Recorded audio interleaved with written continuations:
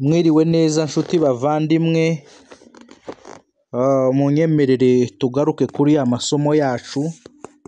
Mbanze mbashimire kandi mbashimire mwebwe mwese mukora like, nubwo atari benshi, n'abaduha n'abatanga commentaire nabo si benshi, ariko mwarakoze cyane. Dukomeze, turi muri ya nzira y'iterambere mu buryo bw'umwuka. Ijambo rya mbere twavuze ko ari kumenya.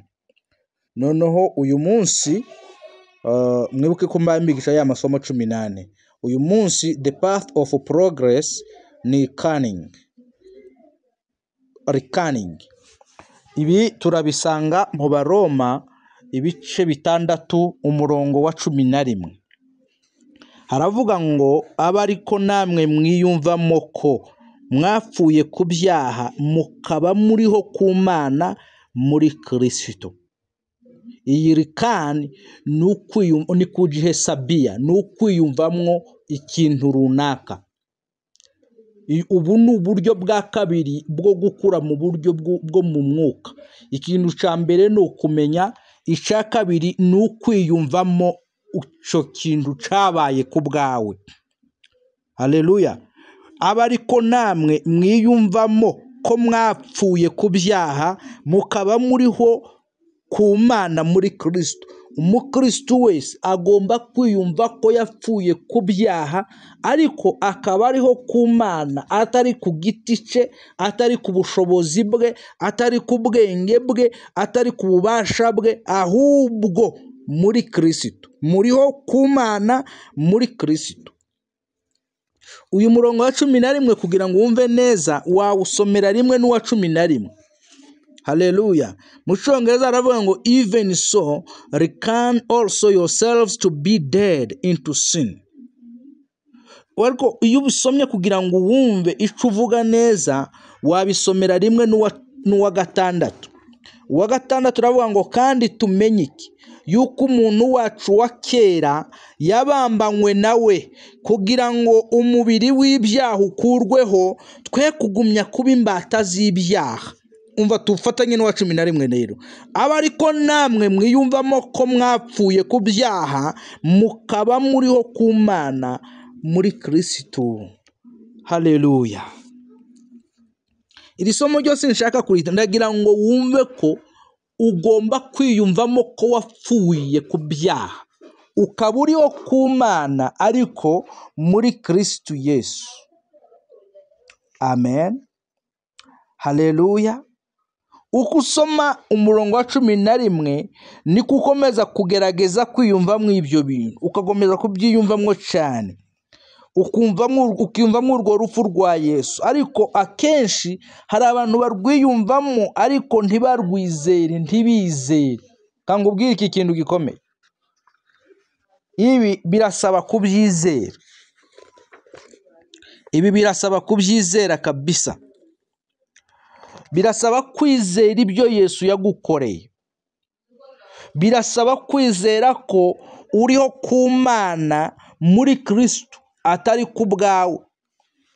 Ariko ibi nanone ibi birasaba revelation. Urumva neza? Bisaba revelation. We need revelation from God himself. Dukeneye ishurirwa riva ku Mana ubwayo. Apana biva mu butekinisiye, apana biva ku kuba umaze iminsi mu ikanisa. Ibi si ibintu upfa kwerekwa gusa, no. Ibi birasaba ishurirwa muvandimwe. Ibi ni nka bijya byabaye kuri Petero muri Matayo ibice 16 umurongo wa 17. Uravuga uti, Yesu aramusubiza ati, urahirwa Simoni wa Yona, kuko umubiri n'amaraso atari byo byabiguhishuriye, ahubwo ni Data wo mu ijuru. Ibindi bisaba kugira ngo wiyumvemo ko wapfuye ku byaha ukaba uriho ku Mana muri Kristo. Ntibisaba ubushobozi bwawe, ntibisaba imbaraga zawe, ntibisaba ubugenge bwawe, ntibisaba kwitonda kwawe, ntibisaba kwibungenga kwawe. Birasaba revelation. Birasaba guhabwa ishurirwa uhawe n'Imana.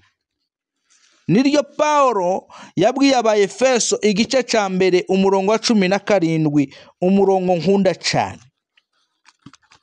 Munyemerere ngusome mwokagira Imana.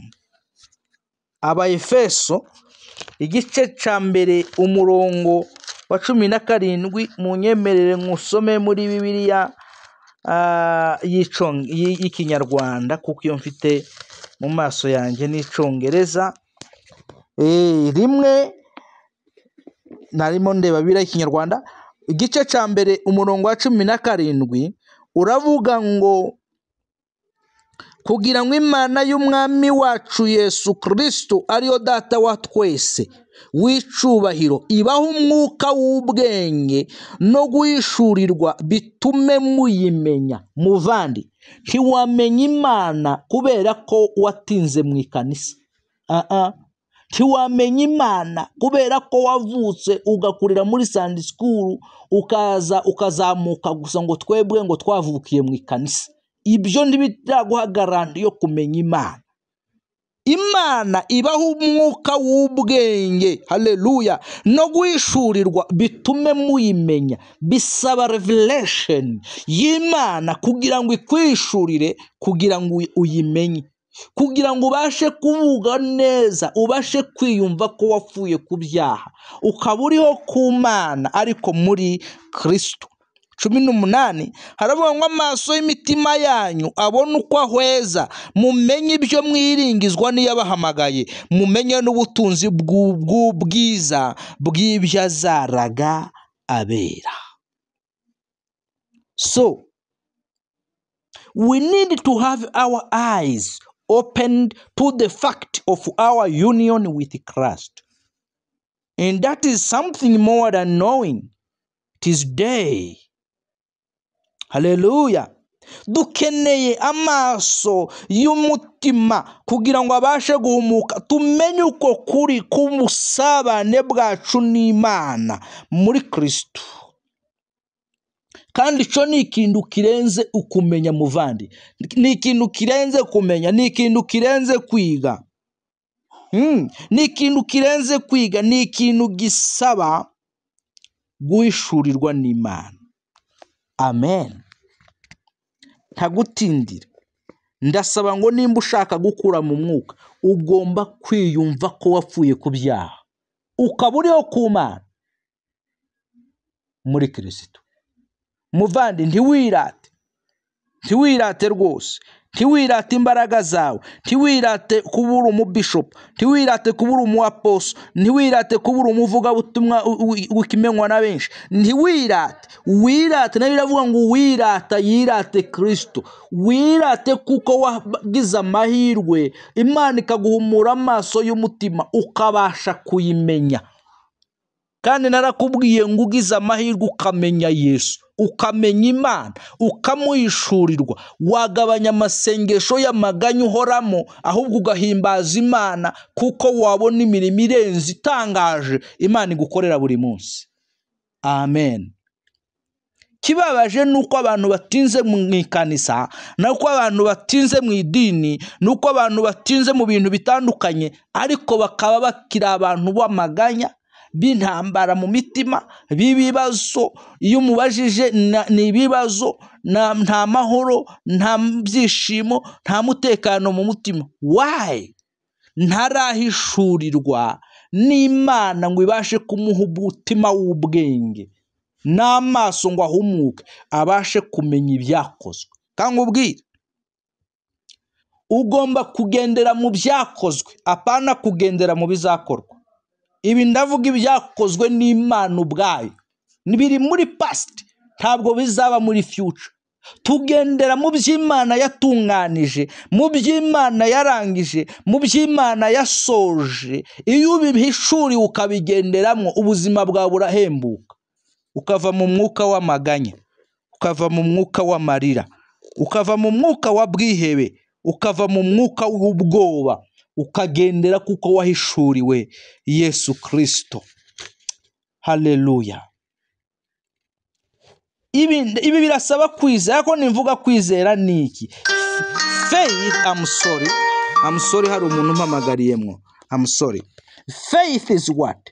Faith is my acceptance of God's fact. Imani ni kukubali kwangu ukweli wa Mungu. Niko kwizera. Kwizera ni ukwemera ukuri kubumana. Amen.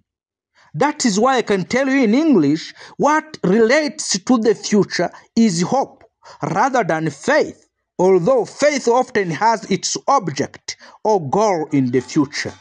As in Hebrew 11, nusoma ibireba future, ibireba future, ni hope, ni byiringiro, ariko faith ni muri past. Twizera ibyakozwe, tukiringira ibyo tuzabona. Imana nibagirire neza, Imana nibaha umugisha. Niyo mpamvu urebye mu Baheburayo, urwandiko Pawulo yandikiye Abaheburayo, nubwo bamwe badahamya neza ko ari Petero, ari Pawulo, ariko hari imirongo myinshi igaragaza ko ari we. 11 umurongo wa 24 kugira ngo wumve neza. Uravuga ngo kwizera niko kwatumye Mose ubwo yari amaze gukura yanga kwitwa umuhungu w'umukobwa wa Farawo. Amen. Kwizera, uko niko kwizera nyako. Kwizera, wizera ibyabaye, wizera ibyarangiye, ukiringira ibizaba. Mubarikiwe sana na Mungu. Mubarikiwe na Mungu awabariki sana. Haleluya. Iki niki gitabo cy'Abaroma kivuga kwizera cyane. Faith and the faith and the faith. Kivuga yuko we are justified by faith. Nureba mu Baroma, haleluya, areka uyu murongo ari wonsorezaho umuvandimwe, reka ari wonsorezaho mu rwandiko Paulo yandikiye Abaroma, ndeke kugutinza. Ibice bitatu umurongo wa 28. Abaroma ibice 3 umurongo wa 28 hari wonsorezaho mwuka agira Imana. Haravuga ngo kuko duhamije yuko umuntu adatsindishirizwa no kwizera. Kuko duhamije yuko umuntu atsindishirizwa no kwizera atari imirimo itegetswe n'amategeko. Turebe 5. Abaroma 5 umurongo wa 1. Twumva uko bavuga. Haravuga ngo nuko rero ubwo twatsindishirijwe no kwizera dufite amahoro ku Mana kubw'umwami wacu Yesu Kristo. Shuti bavandimwe, Imana nibahereza umugisha, Imana ibagirire neza. Nashakaga kukwigisha aba ariko nawe wibwira ko wapfuye ku byaha ukaba uriho ku Mana muri Kristo Yesu. Nukuvuga ngo the path of progress ya kabiri ni rikani, nukwibwira ibyabaye, nukwibaraho ikintu cyakubayeho. Icyo hano bakubwira wibaraho nukwibaraho igikorwa Imana yakoreye muri Kristo utagize mu ruhare. Imana nibaha umugisha muri byose. Amen.